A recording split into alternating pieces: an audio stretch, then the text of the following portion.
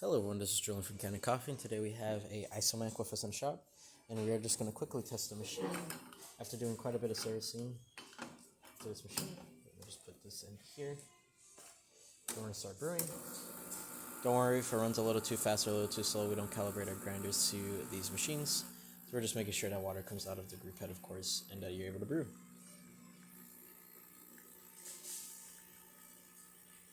As you can see, working well. We're going to quickly test the steam on while we're at it.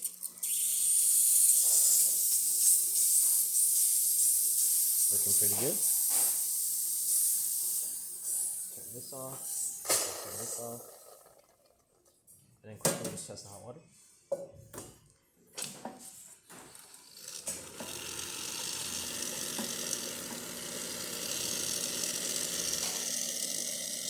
Yeah, that's about it for this repair. If you like this video and any other repairs on our channel, leave a like, subscribe, hit the bell. Thanks for watching.